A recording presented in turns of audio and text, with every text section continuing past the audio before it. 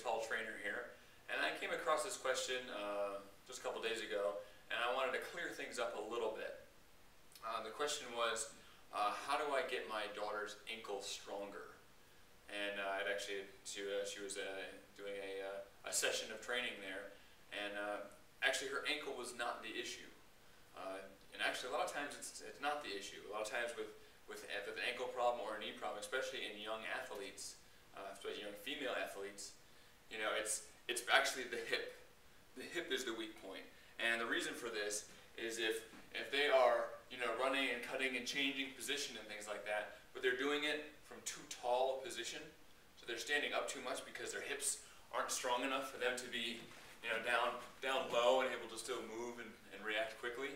So up tall, as they make shifts, you know, if I'm up high here and I want to change position, well, I can't really rely on my hip to do it because it's too weak. And so my ankle ends up having to do it, and then you get a lot of rolled ankles.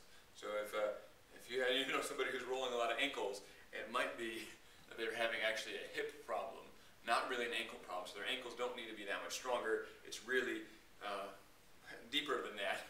It is in the hips. And so a lot of times people that are getting these ankle injuries, if it's because of that and because they're up too tall, they're also very susceptible to some knee problems there too. Because again, if they're up tall and they're changing position, well, that knee could easily go. And so you talk about like a non-contact ACL tear, you know, they're very likely to have one of those. So some things you can do to strengthen the hips. I mean, sure, old-fashioned, you know, good powerful squats there. But when you're doing the squats, not this knee in thing. This is a terrible thing to do. So keeping the knees squeezed out and trying to keep the chest up while you're doing the squat is going to be really beneficial.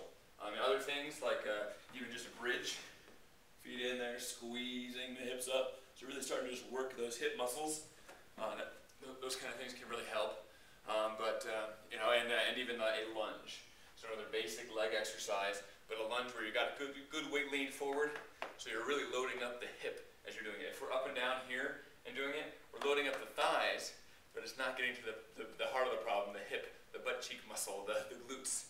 So leaning forward on that and making sure the weight's on that front leg and coming up and down in there is going to get a lot more benefit back there, and they're going to see a lot of improvement in their speed, their ability to move around the court or the field, and definitely a decrease in their risks of getting injured.